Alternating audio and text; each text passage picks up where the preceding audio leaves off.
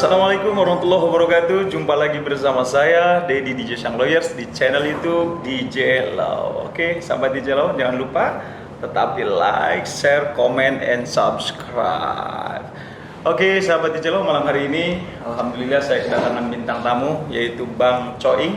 Beliau adalah gitaris, musisi, kebetulan juga pemain sinetron ya.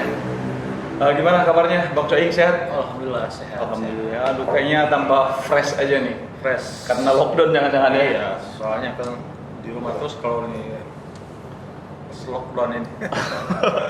Terus gimana? Sekarang kegiatan berarti udah manggung-manggung udah stop ya? Udah stop. Stop Karena ya? kan pandemi sekarang ini kan dibatasi. Tapi anyway ini masih tetap di samping gitar. Iya, ini selalu menutup saya nih kemana pergi. Berarti selama lockdown di rumah main gitar Di terus. rumah main gitar. Oke, sahabat DJ Lau, kita coba lihat petikan gitar Bang Choing ya, biar agak refresh dikit sebelum kita kupas kasus yang berkaitan dengan bahayanya narkoba gitu ya, sahabat DJ Lau. Jadi jangan bermain-main dengan narkoba, nanti pengalaman Bang Choing akan di-sharing, dibagi bersama kita ya. Oke. Kita coba bawakan satu buah lagu Aisyah Istri Rasulullah ya, yang lagi viral ya. Oke.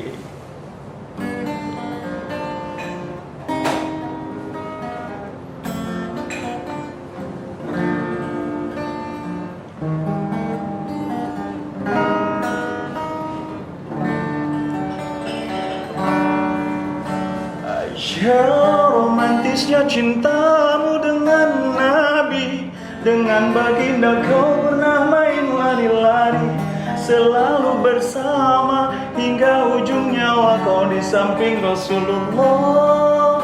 Aisyah, sungguh manis oh siro kasih cintamu, bukan persis novela benci jadi rindu.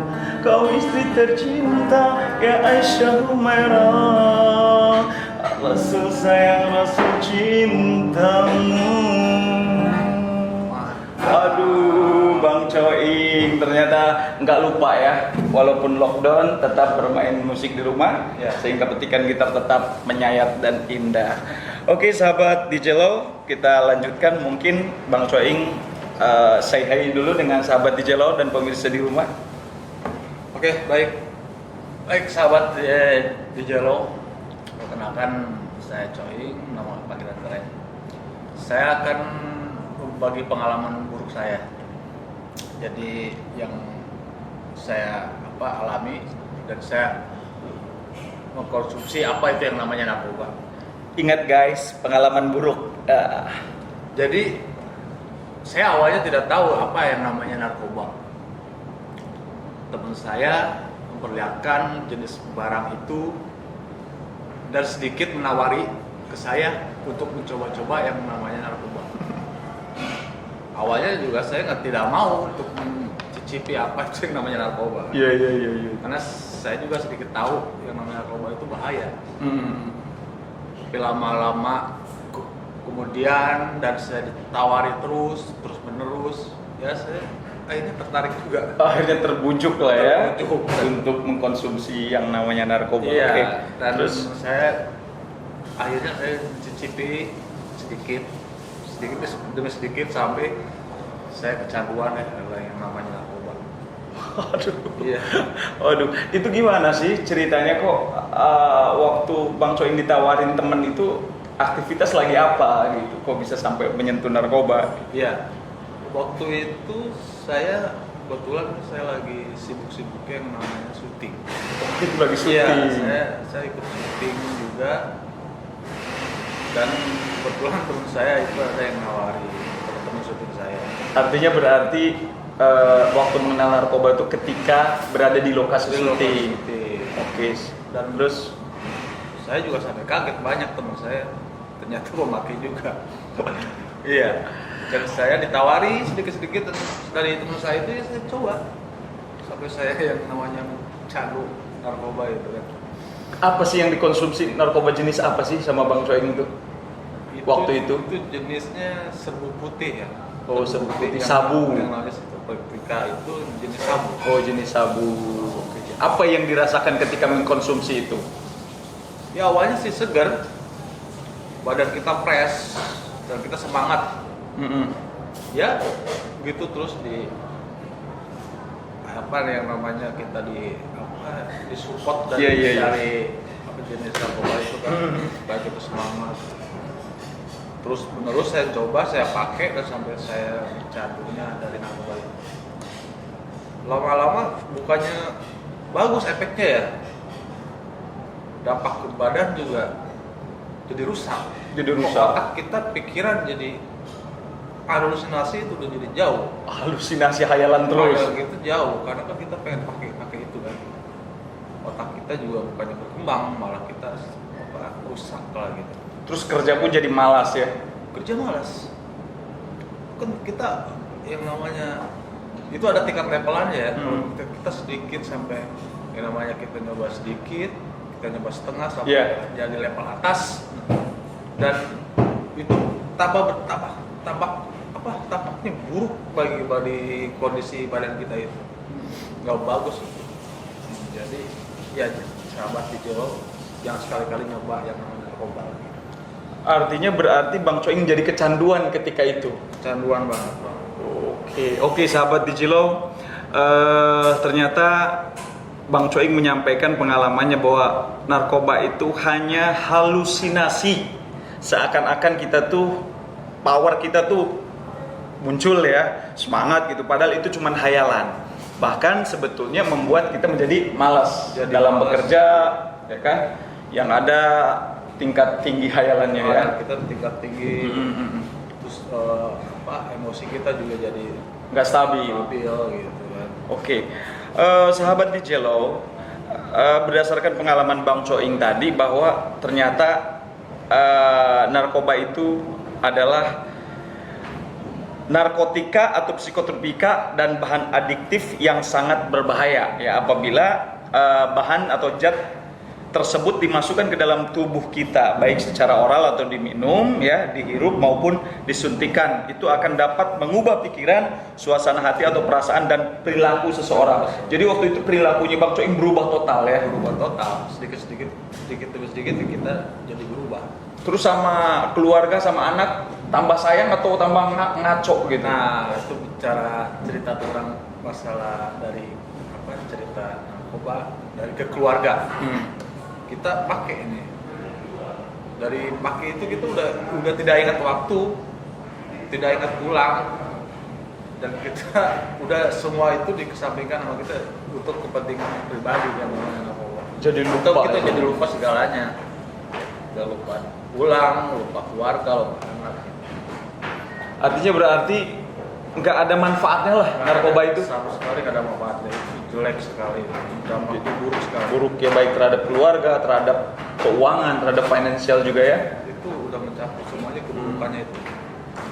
Oke, waktu Bang Coing menggunakan narkoba itu, pengalaman apa lagi sih selain memang bahayanya narkoba itu dapat merusak organ-organ sel tubuh kita sehingga yang ada hanya halusinasi. Waktu make pernah ketangkep polisi nggak? Ya.